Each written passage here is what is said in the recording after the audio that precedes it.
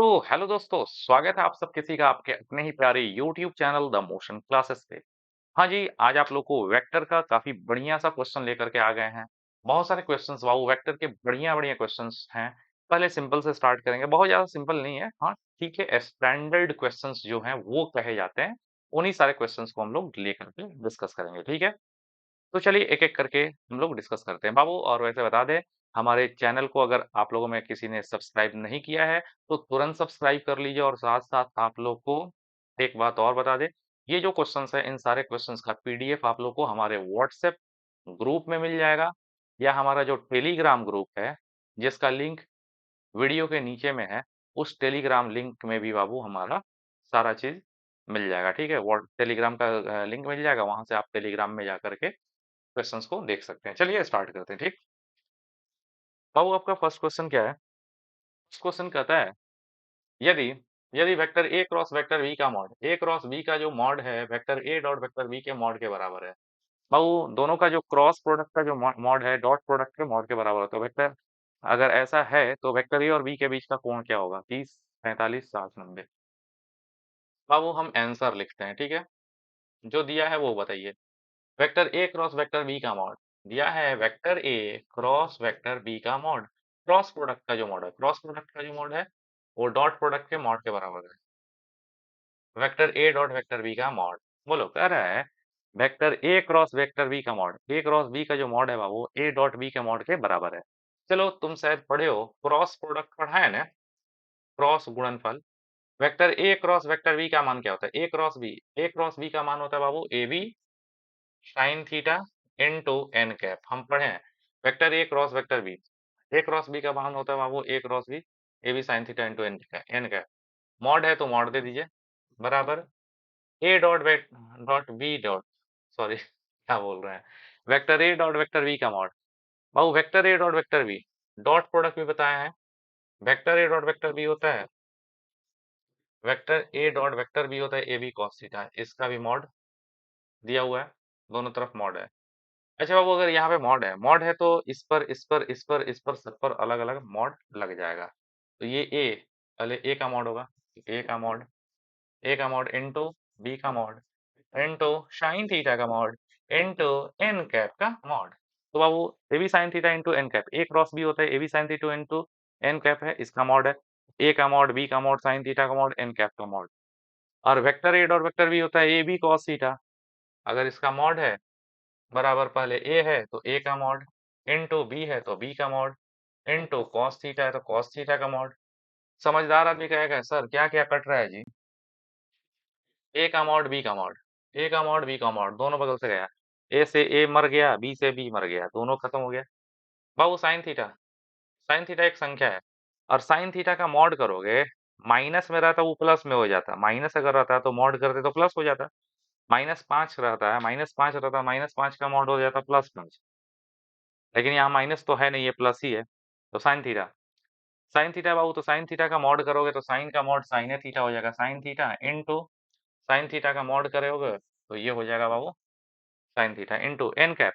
N cap unit vector है, unit vector का mod, unit vector का मॉड यानी लंबाई, यूनिट वेक्टर का लंबाई 1 होता है, उसका मॉड 1 हो जाएगा। तो एन कैप यूनिट वेक्टर का मॉड करोगे 1 इनटू 1 बराबर, इधर क्या है बाबू cos theta, sine theta into one, sine theta into one मतलब साइन थीटा बराबर हो गया बाबू कॉस थीटा। कॉस थीटा को नीचे भेज दो, नीचे भेजोगे तो 1 हो जाएगा। तो sine theta by cos theta is equal to 1। तो बाबू sine theta by cos theta, sine by cos is equal to 1। Sine by cos क्या होता है? साइन बाई कॉस होता है बाबू tan theta is equal to 1। और 1 कितने डिग्री का मान होता है बाबू? टेन 45 होता है ना, 1 होता है tan 45। Tan theta is equal to tan 45, tan 45 है तो थीटा पर हो गया 45 डिग्री।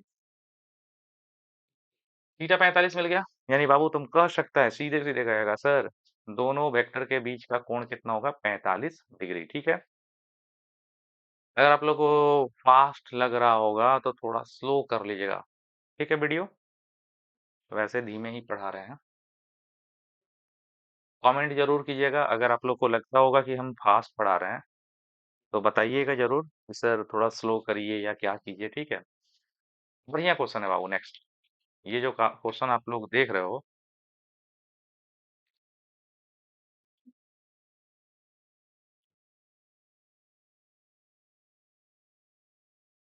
वो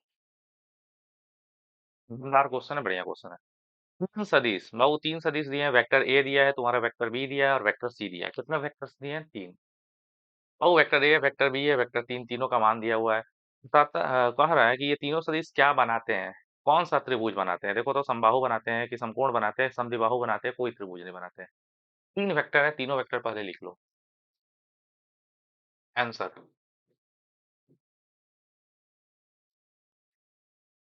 अरे बाबू 3 सदिश, वेक्टर ए, बी और सी। वेक्टर ए कितना दिया बाबू?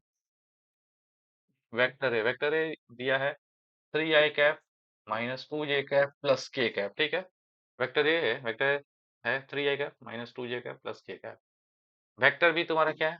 वेक्टर बी है बाबू i cap -3j cap plus 5k cap. B vector वही है i cap -3j cap plus 5k cap. और सी वेक्टर तुम्हारा क्या है बोलो तो? 2i cap plus j cap -4k cap. और 3 vector, vector A, vector B, vector C, 3 vector हैं। और कह रहा है कि ये तीनों वेक्टर मिलके समबाहु त्रिभुज बनाते हैं कि समकोण कि समद्विबाहु क्या बनाते हैं? बाबू ये 3 गो वेक्टर है, पहले ये त्रिभुज बनाते हैं कि नहीं बनाते ये पहले चेक करो। ये तीनों वेक्टर पहले चेक करना होगा कि बाबू कि त्रिभुज बनाते हैं कि नहीं। बाद का ना बात है कि त्रिभुज बनता भी है तो समद्विबाहु बनता है या समबाहु बनता है या समकोण बनता है। ये जो 3 त्रिभुज की बात कह रहा है वो बाद में बात है, ठीक है। पहले ये तो चेक करो यार, पहले ये चेक करो कि तीनों सदिश मिलके क्या त्रिभुज बनाते हैं कि नहीं। बाबू अगर ये तीनों वेक्टर मिलके, ये तीनों सदिश मिलके त्रिभुज बनाते होंगे तो जरूर किन्हीं भी दो का योग। बाबू this vector plus this vector is equal to this vector, this plus this is equal to this. किन्हीं भी दो का योग तीसरे के बराबर होना चाहिए। तीसरे के बराबर मतलब बाबू this vector plus this vector is equal to this vector, किन्हीं भी दो का योग तीसरे के बराबर होना चाहिए। या ऐसे भी हो सकता है, दूसरा चीज ऐसे भी हो सकता है कि दिस वेक्टर प्लस इधर से, हम तो ऐसे प्लस ऐसे इज इक्वल टू ऐसे रिजल्टेंट ऐसे ना कहते हैं, नहीं।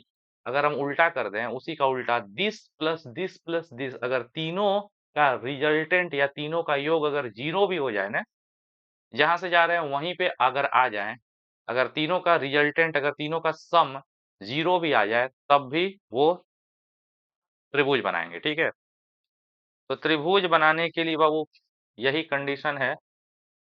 त्रिभुज तभी बनेगा जब किन्हीं दो का योग, किन्हीं दो का योग बाबू तीसरे के इक्वल हो, या तीनों का योग जीरो हो जाए, दिस प्लस इधर आ जाए, वहीं वहीं वहीं आ जाए, त्रिभुज बन जाएगा। तो बाबू थोड़ा चेक करो तो किसको किसको क्या कर रहे हो कि किन्हीं दो को जोड़ो ताकि तीसरा मिल जाए। ओ हो, देखो कितना बढ़िया है। बी और सी को जोड़ो ना यार, बी और सी, vector b plus vector c, vector b plus vector c करोगे तो आई प्लस टू आई मिल करके 3i हो जाएगा। -3j हो जाएगा बाबू -2j। 5 के में से 4 के जाएगा, 5 में से 4 के क्या, दोनों को जोड़ दो। बाबू देखो तो बी और सी को जोड़ रहे हो तो तुम्हारा ए आ ही जा रहा है, देख लो। नाउ पहले तो ये चेक करेंगे कि त्रिभुज बन रहा है कि नहीं। बाबू त्रिभुज बनने के लिए बी और सी को जोड़ रहे हैं, क्योंकि हमको लग रहा है कि बी और सी को जोड़ देंगे, आई और टू आई मिलकर 3i हो जाएगा। 3 - 3j और प्लस जे मिलके -3j प्लस जे मिल करके -2j हो जाएगा। और ये वाला हो गया बाबू प्लस के हो जाएगा, इसको इसको जोड़ेंगे तो ये मिल जा रहा है। यानी B vector plus C vector is equal to A vector. ये मिलके ये दे रहा है, यानी त्रिभुज बनेगा। चेक कर लीजिए। B vector plus C vector, B vector plus C vector is equal to क्या होगा बाबू? बी प्लस सी करोगे तो आई में आई जोड़ दो। B vector plus C vector, आई प्लस टू आई मिल करके 3i। और -3j प्लस जे हो जाएगा बाबू -2j 5k -4k, ये प्लस ये करोगे 5k में से 4k कैप जाएगा तो प्लस k कैप हो जाएगा। देखो तो 3i - 2j प्लस के, 3i - 2j + k ये क्या है बाबू? ये है वेक्टर ए। यानी vector b plus vector c, b plus c मिलकर के ये मिल गया, ये है बाबू वेक्टर ए। यानी किन्हीं दो का योग, इसका इसका योग तीसरे के बराबर है ना जी। यानी तुमको मिला vector b plus vector c, vector b plus vector c बराबर a, vector b plus vector c is equal to vector ए।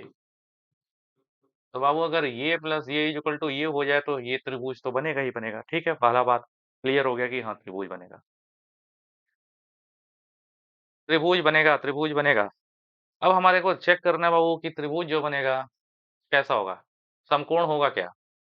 अच्छा, समकोण होगा कि समबाहु होगा कि समद्विबाहु होगा, ये चेक करना है। तो सबसे पहले तीनों वेक्टर निकालो, तीनों वेक्टर का मॉड निकालो, वेक्टर ए का मॉड निकालो, वेक्टर बी का मॉड निकालो, वेक्टर सी का मॉड निकालो।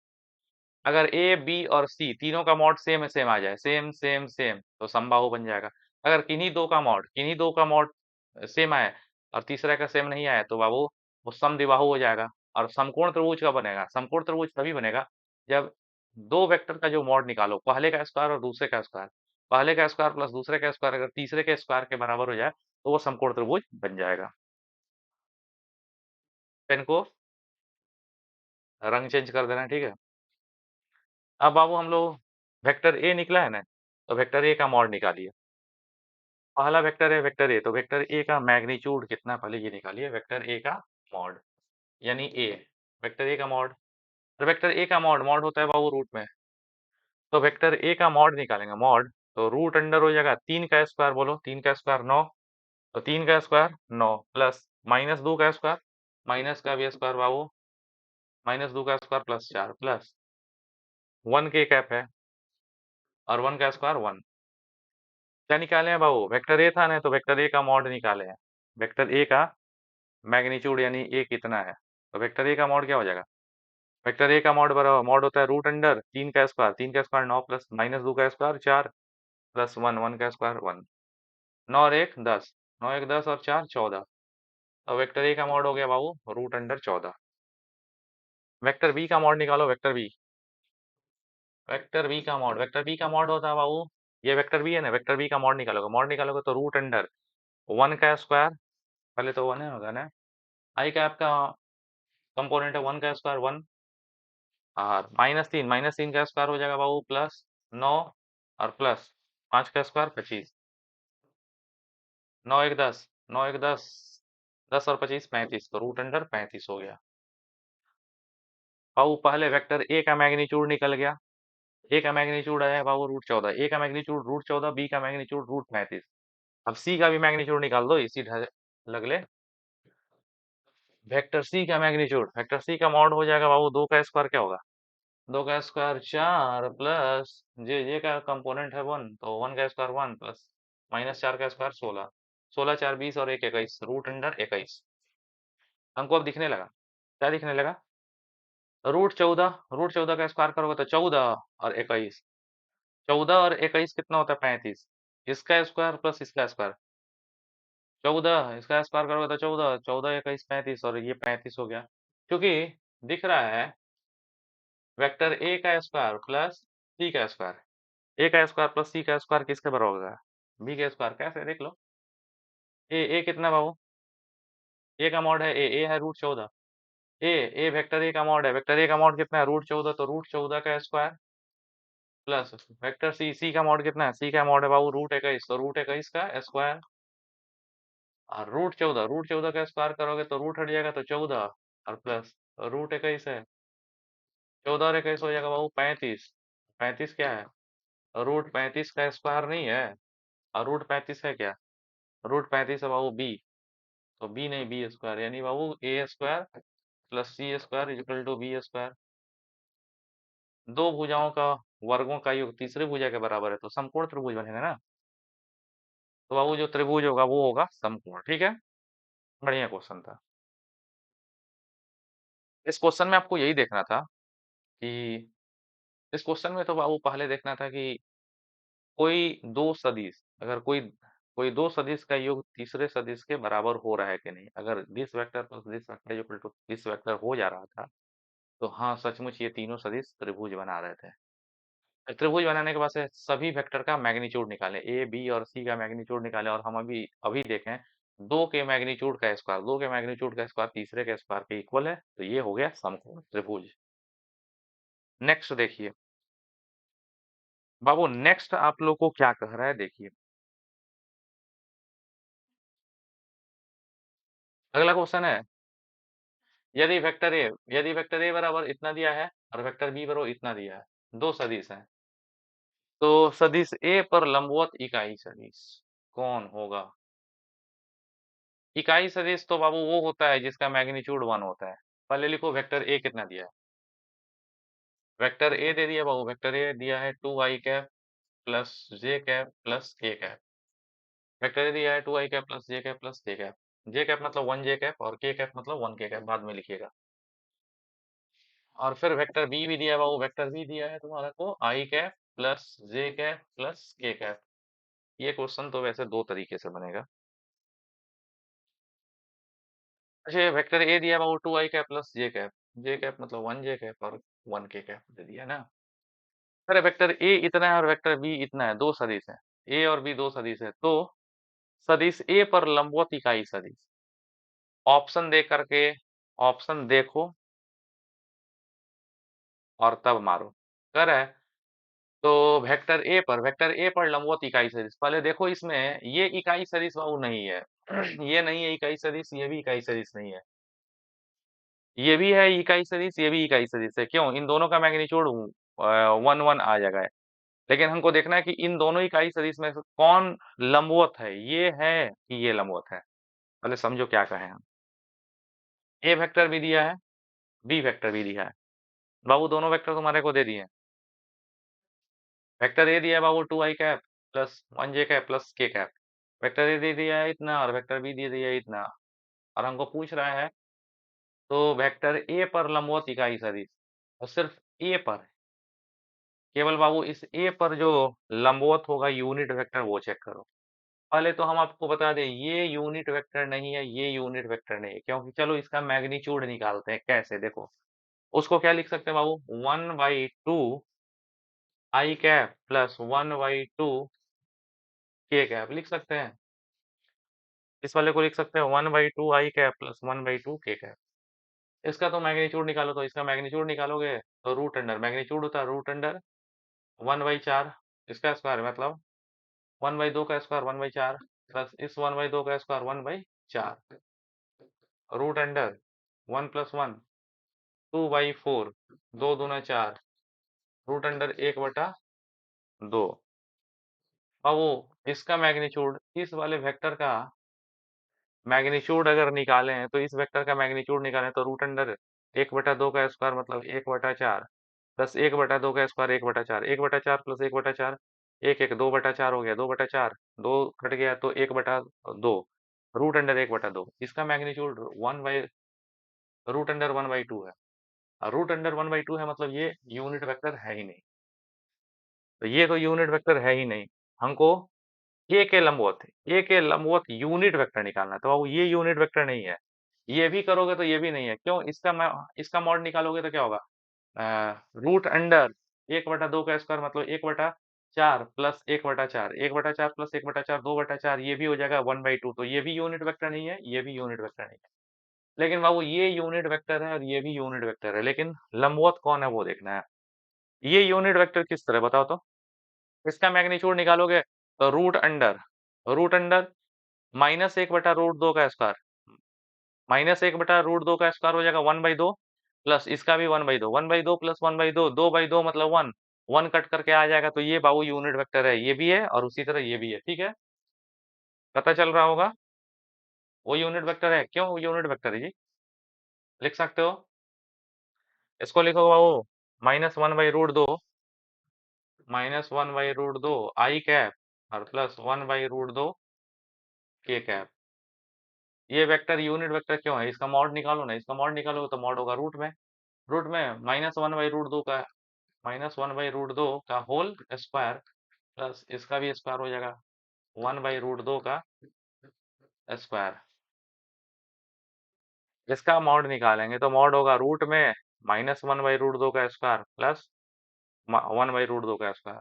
बाबू रूट अंडर हो जाएगा, माइनस का स्क्वायर प्लस हो जाता है, माइनस का स्क्वायर प्लस हो जाता है, और वन बाई रूट दो का स्क्वायर करोगे तो रूट दो का स्क्वायर होता है दो, तो वन बाई दो प्लस वन बाई रूट दो का स्क्वायर होता है दो, रूट अंडर हो जाएगा वन बाई दो प्लस वन बाई दो, एक एक दो, एक एक दो, दो बाई दो, एलसीएम तो दो हो जाएगा, एक प्लस एक दो, दो बाई दो, दो बाई दो कट करके बाबू रूट अंडर वन यानी वन, वन मतलब इसका मैग्नीट्यूड वन हो गया, नीचे रूट दो होने की वजह से, तो ये भी यूनिट वेक्टर है, वो भी यूनिट वेक्टर है। अभी तो पता चला कि यूनिट वेक्टर ये है। अब क्या ये ए के इस ए के लंबवत है कि नहीं है? बाबू पहले चेक करो ए के लंबवत है कि नहीं। अगर अगर ये दोनों अगर लंबवत होगा बाबू तो दोनों का डॉट प्रोडक्ट जीरो आना चाहिए। एक काम करते हैं, इसका मतलब वेक्टर ए का इसके साथ डॉट प्रोडक्ट निकालते हैं। चलो वेक्टर ए कितना है बोलो? Two I cap plus one J cap plus one K cap, यही ना है। और तुम्हारा दिया गया वेक्टर हाई यूनिट नहीं है, हाई यूनिट नहीं है, ये तो यूनिट है, इसको लिखो तो बाबू तुम्हारा जो दिया गया वेक्टर है माइनस वन बाई रूट दो j cap, minus one by root दो j cap plus one by root दो k cap, one by root दो के कैप, ये है। और इसको तुम सी मान लो ना, सी मान लो, सी वेक्टर। एक काम करो, जे वाला दिया है और के वाला दिया है, हम एक काम करते हैं ए डॉट सी निकालते हैं, दोनों का डॉट प्रोडक्ट निकालो और डॉट प्रोडक्ट निकाल करके देखो कितना आ रहा है। ए डॉट सी करोगे तो ये आई है, इसमें आई नहीं है, आई है इसमें आई नहीं है, तो मतलब कितना है, जीरो की जीरो आई कैप है बाबू, जीरो आई कैप मान सकते हो। तो दो इंटू जीरो हो जाएगा जीरो, और प्लस जे और जे का बाबू यूनिट वेक्टर है तो जे और जे का तो वन हो जाएगा, वन इंटू रूट दो, one, one into one by root दो, माइनस वन बाई रूट दो हो जाएगा ना दोनों का, one into minus one by root दो, तो ये हो गया माइनस वन बाई रूट दो, के का करोगे तो वन हो जाता है, तो ये हो जाएगा वन बाई रूट दो, वन बाई रूट दो, वन बाई रूट दो चला गया, यानी बाबू दोनों का डॉट प्रोडक्ट निकाल दिए हैं जो दिया हुआ था, और दोनों का डॉट प्रोडक्ट कितना आ गया, कट जाने से सी आ गया, जीरो आ गया। दोनों का डॉट प्रोडक्ट अगर जीरो है तो दोनों एक दूसरे के लंबवत है, यानी ये वाला जो दिया है ना ए के जरूर लंबवत है, तो यही बाबू है जो तुम्हारा ए के लंबवत यूनिट वेक्टर है। ठीक है, तो चलो यहाँ तक आपको समझ में आ गया होगा। Okay, thank you.